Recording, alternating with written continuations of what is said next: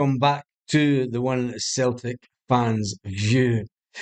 It is Thursday night. It's Thursday night, and we are back with a Celtic News live this evening. We're going to talk about everything Celtic. We'll just wait till the adverts finish and everyone catches up.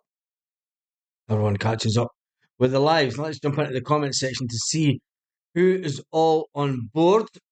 And the see who's all on board this evening. Quite a few on board. Carly was one of the first in with the comments. There we go. That's perfect. Carly was first in with the comments. Better be back for the clash. Talking about Rio Hatate and the one and only Callum McGregor. Paul McEwen's in the house after Celtic Hail Hail. And Kenny Ricardo is in the house. Even folks come on to Benfica. Yep. Port Chop's in the house. And George Shirley. Hi Baz, where's your razzmatazz? Is won the Benfica tonight. Yes, and I understand that their fans are doing Scotland proud as normal, is fighting their way through the streets of an away city. Unless about that said that together, and Paul Emery's just walked into the house. Also, right, let's jump straight into the Celtic news. First of all, I want to talk about Celtic being ranked 17th in Europe. Yep, Celtic have been ranked 17th in Europe when it comes to fans buying merchandise. Yep, you got it. It's going to be an interesting one because we're going to talk about money tonight. And now in a recent ranking for the UEFA, Celtic have been named 17th among clubs across Europe. And that money is money earned from kit and merchandise sales. Kit and merchandise sales. The Scottish champions have bankrolled around 34 million euros in that figure. Teams such as Inter Milan, Frankfurt, Fenerbahce are not far behind, like say Galatasaray and Ajax. Barcelona, they bring in 179 million. 179. Listen to that. That's more than our turnover for 2 seasons. 179 million in total revenue for merchandise. And I tell you one thing, I wonder what is really spent on merchandise for Barcelona, because the looky men round about here sell some amount of fake tops, and you go to the local markets and it's all fake gear.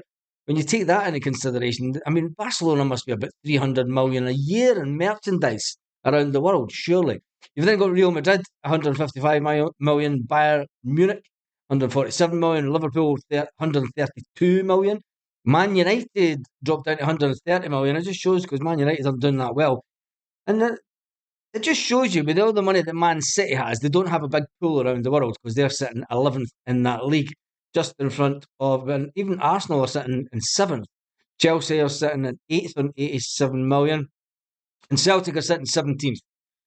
Leeds are above us, just on 34 million, but Galatasaray above us. But then Celtic are sitting in 17th with 34 million generated in sales from merchandise, which is an interesting number. It is an interesting number, especially when you look at the teams that are above us. And you know where that money goes, especially at Celtic, it just goes into the bank. And we're going to talk about that in a minute. But anyway, Celtic haven't confirmed the sale of Leila Bada. They've put nothing out on their socials, I don't think, that I've seen the came on here. And the Argentinian Alexandro Bernabei has been confirmed that he has left Celtic until the end of 2024. Not until the end of the season, to the end of the year. The end of the year, which would take him up to the transfer window. So you could say that that's it. Bernabei won't be back at Celtic. He has went out on loan, and we wish him well. Celtic, I'll be surprised if Celtic come out and say anything about the two players. Talking about that, I mean, they're still looking to try and get Kobayashi out of the club. Kobayashi has attracted interest from Helsinki, HIK Helsinki, and it'll be interesting to see whether he gets a move away. And when you look at it, there was, in the last transfer window, there was David Turnbull, Kwon, and Mikey Johnston left. And that was the main 3 from the first team. And then we've had Leila Bada, which is 4, and now the one and only little guy from South America. What's going on at Celtic? There seems to be a massive clear out before we get into the next transfer window. Definitely seems to be something playing in the background. And I'd have suggested for some time that there has been some kind of power struggle, some kind of power struggle, um, some kind of power struggle with the vaccines of Celtic between Brendan Rodgers and obviously we all know what's happened with that. The fact that the one and only Mark Lawwell's now left the building, there seems to have been a power struggle in the back of Celtic on what was best and for going forward with Celtic. The fact that Celtic have got rid of Alexandro Bernabe in this window, it does leave us short in the left back position. We do have the likes of Liam Scales that can move over. You've got Tony Ralston who can come in. But you also have Mitchell Frame. Mitchell Frame's one of the young guys. And I think that it's at this time. I mean, there's another guy that played for the youth side. Young guy. What was his name again? Mackenzie.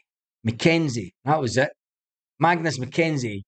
He's another player that he's getting to that age. And the way that the Celtic work, we bring in these prospect players.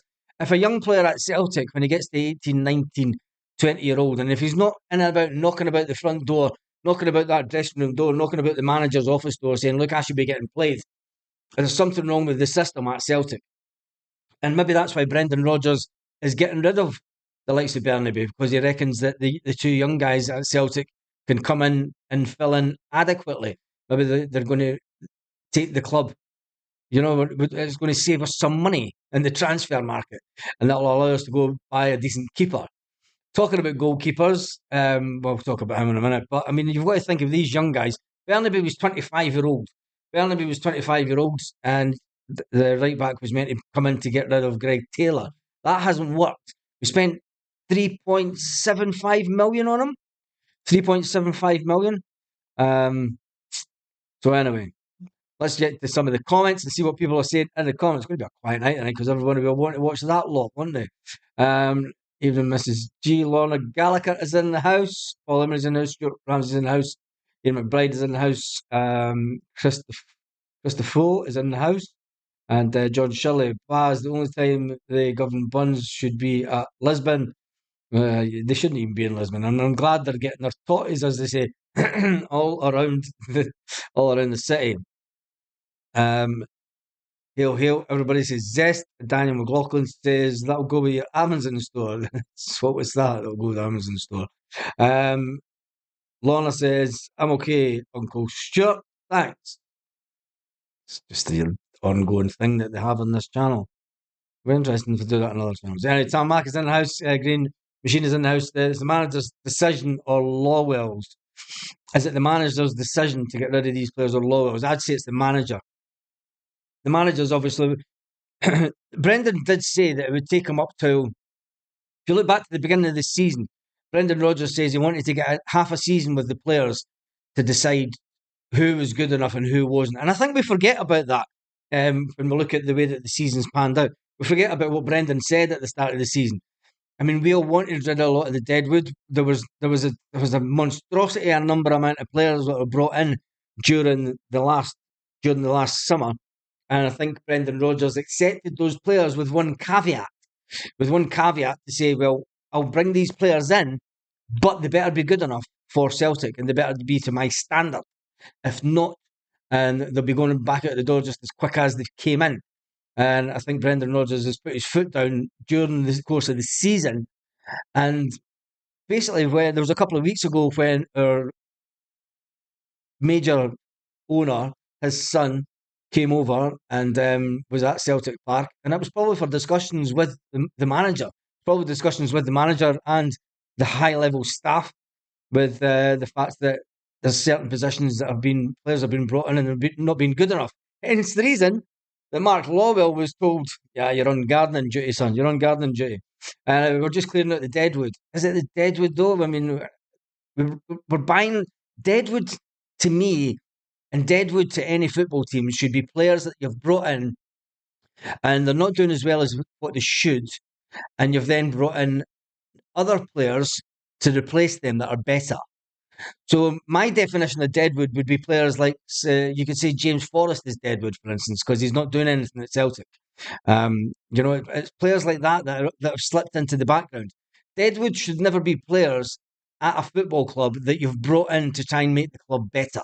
If that's the case, there's been something drastically wrong at Celtic over the last number of years under Mark Lawwell's tenure as the head of recruitment. Been something drastically wrong if we're bringing in players and they're not good enough. The manager's then seeing them and he's going, these guys are shite. Simple, they're just not Celtic standard. Why were they brought in the first place? I mean, but then Brendan's got to sit down and look at the videos and look at the dossiers. And I mean, does the sports science guys get too much of a say in transfers and the information that's given to Brendan? I mean, Brendan is one for his stats. And maybe he went to the board and went, right, here's the stats for the players that you've brought me. Here's the stats of the players that you've got, and it's just not where we should be. And Brendan, you've got to remember, him and John Kennedy and etc. will have all the stats from Brendan's first time at Celtic. And he'll have the numbers of the speed of players, the pace of players and everything that they can do. And he would use that as a benchmark to all the players that have been there this season that he's now deemed that aren't good enough for Celtic. China's in the house. Hail, Baz from China. Get in there, Mick. 1969. I think we should all give Mick a bit of love coming in from China. What are you doing in China? I mean, I understand people go to like Thailand and stuff, but China? Jeez. That's a fantastic. I don't think we've ever had anyone in from China. That needs to go down. But I've seen it on the stats that somebody watches from China, but wow, China. That's a fantastic one. Freeing up wages, says Ian. Freeing up wages so we could use it elsewhere. Definitely. There's definitely a case of that. Getting rid of players that are on long-term contracts, winding up their contracts, getting them loaned out, getting them off the wage bill, does free up that pot of money within Celtic going forward. Stuart Ramsey says, now that Lawwell has gone, we'll see if her recruitment improves. It will be interesting to see if, we man China room in the wee China room in the corner. Oh, jeez, green machine. Yes, hail, Mick. Get a big hail to Mick, who's coming out from China.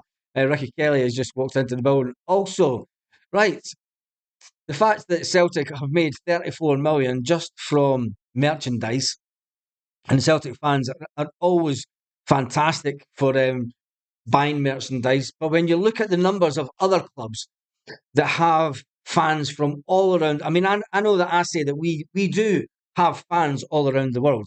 But when you see people going around in Real Madrid tops from other countries, I mean, I see it here in Spain, holidaymakers from other parts of the world coming to the likes of Alicante and stuff, and you might see them in Barcelona tops, you'll see them in Real Madrid tops. Then you've got Bayern Munich. You can't tell me that all those Bayern Munich tops have been sold in Germany. Not a chance. Manchester United were always one for a worldwide audience of being able to sell merchandise. And I think that's what the Champions League does do. If Celtic, now here's one that I'm going to throw out to the Celtic support. If Celtic were to be more competitive in the Champions League on an ongoing basis, I suggest that 34 million could turn into a lot more money, especially since we've got the sponsorship from Adidas, and you would then get merchandise. You would obviously get club people want to buy the tops, because there's no way there's people just buying Manchester United tops just in England. Not a chance. I mean, you get them bought all over the world, and I think that's what the Champions League brings, and I think that's why it's important that Celtic do progress as a Champions League team. And it's not just for the money. It's not just for the 60 million that you get from the Champions League. It's for the money from the merchandise. And let's face it, because that can be almost just as good when you look at the clubs. I mean, how much money are Man United not making from the Champions League? It can't be 120 million for sure. But they're making that from merchandise. Anyway, because that's that one been done. Alexandro Bernabe, who will replace him? Will it be Tony Ralston if Greg Taylor is injured? But who's going to replace? It's going to be Tony Ralston. Tony Ralston's on the bench just now, so that's probably that'll be the main reason that the managers turned around and said, look, Bernaby's is not good enough. He can't get past Tony Ralston, as far as I'm concerned. So get rid of him. Let him go. He's not going to get a place in the team. Tony Ralston's in there, that spot on the bench. I'd like to see Mitchell Frame getting some game time towards the end of the season. Maybe if Greg Taylor gets injured, I'm not wanting Greg Taylor to get injured because we're absolutely terrible without him. But I think I would like to see, I am going to keep on pushing this because I think it's important that our young players do get that roadmap to the first team in Celtic. Anyway, let's talk about the goalkeeping situation. Talking about the goalkeeper, even, because even Frank McAvenny's been talking about the goalkeeper, and he said that that's one position. There's going to be seismic change at Celtic, says Maka. When you look at it, you've got Scott Bain and Benji Siegrist. According to the one and only Frank McAvenny, he would show the two of them the door. He would show Benji Siegrist. He would show Benji Siegrist and Bain the door. He said, "What's the use being at Celtic for so long?" And you've got to remember, Frank McAvenny comes from an era where you basically you had smaller squads, but you had a team of players that if you weren't in the team, you left to go and play football. And I can understand where he's coming from, especially when it comes to Scott Bain. Because Scott Bain's been at Celtic since the birth of Christ, I think. Scott Bain's been at Celtic since the birth of Christ and he's won that many championships. Why doesn't he want to play first team football? Why doesn't he want to go somewhere else and play first team football? Play regular. I thought that's what you did when you were a professional. You wanted to play first team football. He says Benji Siegrist was meant to be brought in to be better, than Bain and to be that number one. And he's not. He's nowhere near it. He's nowhere near number one. So, anyway, I'm sick to death. We never capitalised on that shower of shite, dropping 3 points. Yes, says David. Hail from Paisley. Get in there. Paisley's in the house. John Shirley's in from Paisley this evening. Get in there. Celtic manager should be got money. Be what he says. That's Barry. That's a rant and a half, isn't it? Tam Mac says no manager, no Cal Mac, no Yang for the Hun game. Operation Stop Celtic in full throttle. I'm not even going to worry about that until closer to the time. We've got 3 important games. We've got an important game in the Scottish Cup that we need to win this weekend because I want us to get to that final and I want us to beat whoever we get in that final. I think when it comes to it, Celtic could still have a fantastically... It's going to be one of those seasons. If Celtic were to do the double, you're never going to remember all the shite that happened during the season. Do you know, you don't remember a lot of the stuff that happened in Ange Postecoglou's first season, and that was only a few years away. When it gets to the end of the season, all you remember is we got a double that year. And that's what it comes down to. And if we can get the double, it'll be fantastic. It'll be absolutely fantastic. And we'll all be sitting in the summer going, fuck me, that was a laugh last season, wasn't it? You'll be like, what the hell? But then we might be sitting going, big changes this summer. And we'll all be talking about the players that are leaving, and we're talking about Brendan Rodgers, and people will even be saying, oh, Brendan Rodgers needs to go. He didn't win anything. God forbid that happens, though, because he's going to have to do some talking on the front steps of Celtic Park come the end of May, because every Celtic fan, no matter what happens this season, should still amass at Celtic Park to listen to what Brendan Rodgers has to say at the end of the league campaign. Mark my words for it. Whether we win the league or we don't win the league, every single Celtic fan at the last game of the season, when they come out the ground, should make their way to the front of the ground to listen. Because never mind going to the media, never mind going to the press, whatever happens at the end of the season, our manager must just say, fuck all the media, get round to that fucking front steps of Celtic Park with a megaphone and explain the season and explain the way going forward. No matter what happens. If we win the league, that has to happen. If we lose the league, still has to happen. If he scurries out the back door, Celtic fans should fucking take up arms at the front door. Anyway, Frank McAvenny knows all about positions. I was like, oh, he does that. Dang. Graham Hardy says, Bain can't get the same money elsewhere without playing. Yeah, no, but Graham, it comes down to earth. You get players that are on the pitch right? And you get good players that are on the pitch. We'll take our Grumpy Greek, for instance. We always like to use him as a benchmark. Now, we're not getting game time as a player.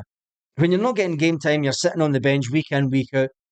You know, it's like you want to play football. You want to play football. So the whole point here is being on the pitch.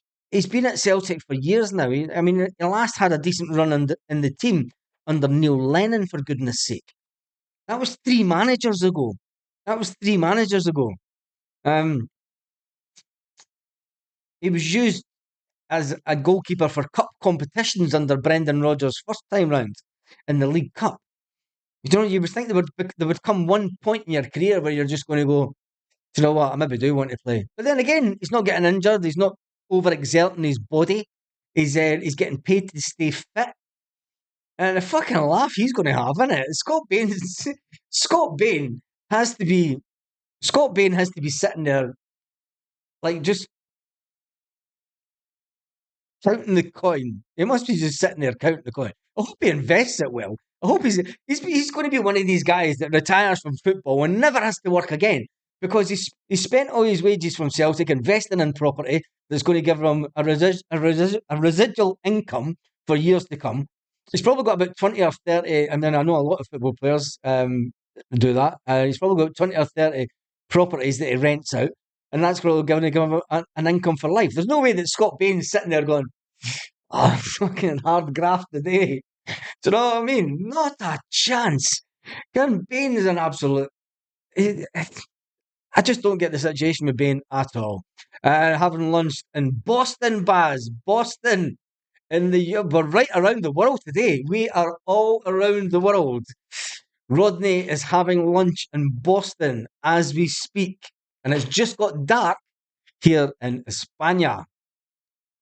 It's just got dark. They fucking love only Celtic fans stand at Ibrox. That's that.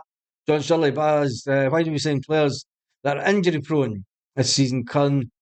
Lagerbelke, Palma, I don't know. I have no idea. Caroline, they've got a transfer debt. Um, why do we have to win this league? Because of 65 million for starters. That's enough for the Hunts to win back. No, the Lightport joke says they've got 42 million of debt. And that's not even scratching the surface. They've probably got way more than that. But anyway, I don't want to talk about them. James Smith says if he doesn't win anything, he's gone. Talking about Brendan Rodgers and the fact that Celtic fans need to hold him by his word. Brendan Rodgers did say, he said, look, for those fans, and we're going to hold him to his word on this, he said, to those fans that do not think that I should be here, come back and talk to me on the steps of Celtic Park come the end of May. That was his exact words. We need to hold him to that no matter what happens. No matter what happens. And even if we win the Scottish Cup, if we lose the league, he won't have the discussion because he'll say, let us get the cup out of the way first. But whatever happens, there has to be a time where Brendan Rodgers has to address the fans in person. In person, a bit like he did when he first came to Celtic, his first time round, and Celtic filled a couple of stands with fans to welcome Brendan Rodgers. He has to do the same at the end of this season, no matter what. You know, come what may, as he said, come and speak to me on the steps of Celtic Park. If we leave it, let's get to some of the comments. Stuart Ramsey says, hail Rodney. Hail Rodney coming in from Boston. So we've got someone in Boston, we've got somebody in Paisley, and we've got somebody in China and mainland Europe. And the mainland, yes, the mainland. We are not an island, we are the mainland. Mainland Europe. I've got myself coming in from Viva España. Right, Paul Limney says he's got anything professional talking about Bain. Is Bain the water boy in training? I think he might be. He's getting paid for oh, imagine that. Imagine we all had jobs like that. My missus says I've got a job like that. My missus says what I do isn't work. But according to the Spanish tax system, it is. So that's all I worry about. Bain used to be a bricklayer. Really? Not bugger off. He never used to be a bricklayer. Says Ian McBride. The Scott Bain used to be a bricklayer. having shots on the swing, Houston, Texas. Chris Fraser having a shot on the swings in Houston, Texas. Come on, no, you're not, Chris Fraser. Oh my goodness, seriously. Yes, PSC will find it anyway. The golden season, new Champions League format. Trust me, you don't want that lot to get their hands on the dough. Baz, we love the money. Yes, we do love the money. And we started off the video by talking about Celtic ranking number 17. I'll run through the ones that are in front of us, obviously, and then I'll go through it again. Just briefly for the people that have just joined the video, the biggest earners when it comes to kit and merchandise revenue in Europe is Barcelona with 179 million, Real Madrid with 155 million, Bayern Munich with 147 million, Liverpool 132 million, Manchester United 130 million, PSG at 97 million, Arsenal at 89 million, Chelsea 87 million, Juventus 74 million, Tottenham 74 million, Man City 73 million, Borussia Dortmund 54 million, AC Milan 47 million, Ajax 41 million, Galatasaray 35 million, Leeds United come in at 34 million. And then comes Celtic at 34 million. So they must be 34 million, whatever, and Celtic are just in behind Leeds in 17th position. It's interesting seeing Leeds above Celtic. Just shows you. There must be some amount of Leeds fans around the world. What's so weird? Because I never thought Leeds was a big. But they used to be big in the 90s, I suppose. So maybe that's a spin off. A spin off from that. Right, let's get back into the comment section. What's David Cook been saying, Lorna? Let me see if I can get it. Who cares what he's been saying? He's been said he wasn't a brick, he says Tam Mac. No, he wasn't. Why are you blethering shit? Oh, Jesus. He was there, Bricky. He did. No, I know he was there. You're just in a laugh now. Hail, hail, Jamesy boy says, good evening, everyone from West Sussex. So we've got the four. We just need somebody in from Wales. Somebody in from Wales. And then we've got the 4 points of the United Kingdom in the house this evening. I'm sure there'll be people watching from good old Ireland.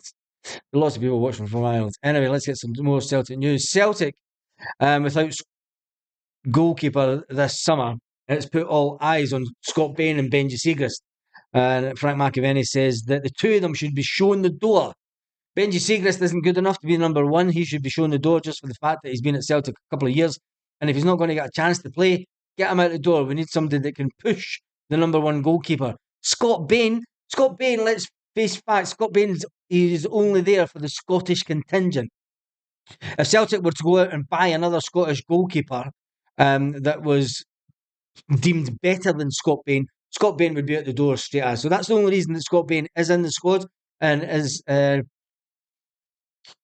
It's the only reason that Scott Bain's there and he's been given a lengthy contract because he's one of the players that's an automatic tick for the UEFA for having homegrown players. Siegrist, now third choice after coming from Dundee United a good few seasons ago now. He was the first choice keeper at Dundee United to go into third choice keeper. Surely if you're third choice keeper, you're saying to yourself, but it's not all about the money. It's all about the money. Anyway, Frank McAvenny said, get rid of the two of them. Get rid of the two of them. Bring a couple of young guys through the system at Celtic and make sure that is your keepers. We need to also be bringing in young Mitchell Frame and Magnus McKenzie also. Says Peter Grant. Peter Grant says that we need to be bringing those players through. He says Mitchell Frame was given a debut at just 17. He was just given. I'm sure it was him who was given a debut at 17. And when you look at it, if they're good enough to come through the Celtic youth team and the B team and make their step up to Celtic, they should be given their chance. There's far too many players sitting in the background of Celtic, the likes of Bernabe, the likes of Benji Siegrist, that are collecting a wage that a younger guy coming through Celtic should be on the bench. Younger guys should be on the bench and should be in and about training so that if they get the opportunity, they're brought in and they can do it.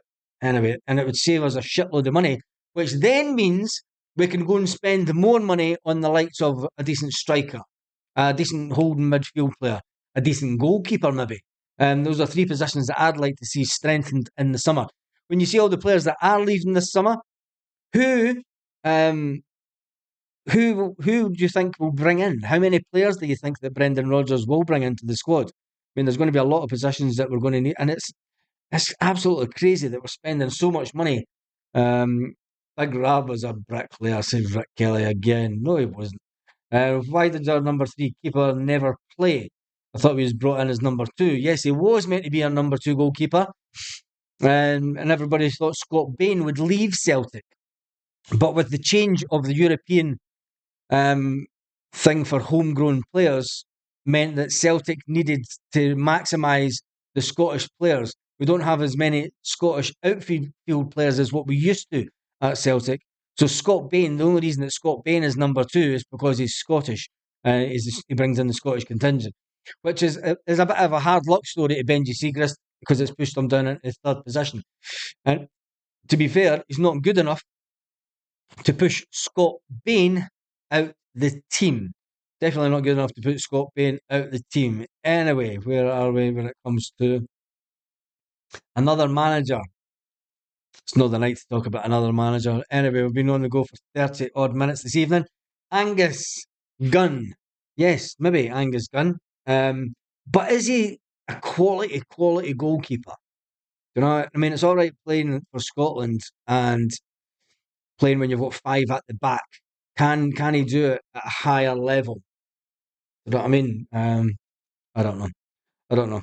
I'm not seeing enough of him playing for Norwich City. Anyway, on that note, Rag Douglas was a brickie again, says Kevin Kimmett. A lot of people saying, hello, Baz. Stephen, you're just in the house. I'm only doing half an hour videos at night just now because there's not as many people on watching. And a lot of years, but we want to get ready to go and watch that lot because you're all crazy. And Tamak, we signed Ange the bullshit before Angus Gunn. Oh, Jesus. Anyway, right, I am done and dusted for this evening. Just as Zamir coming on. Rodney says, no matter what happens, give Brendan another year, says Rodney coming in from America. Brendan Rodgers won't be away. I still think that we will win. We will definitely win a trophy, maybe even a double this year. But we should all hold Brendan Rodgers to his word and make sure that he has that conversation with fans in public. In public, no hiding behind fan media to ask questions. He has to answer on the doorstep of Celtic Park come the end of this season. He has to answer questions about what really went on and whether he likes it or not. And it's nothing against any media out there, but I think he owes it to the fans. He owes it to the fans. He said to the fans, come and speak to me come the end of May. Well, we will, in numbers. And on that note, I won't be watching them bars. Now, I don't watch them either. Did the nuns get drunk? I don't know, do they? Monte Benfica says, Helen, what is a quality player? I don't know, because Brendan Rodgers seems to not be able to find them at the moment. Anyway, Benfica get into those scabby zombies who have got their totties all over the city yesterday and this morning, I believe. And on that note, have a fantastic evening.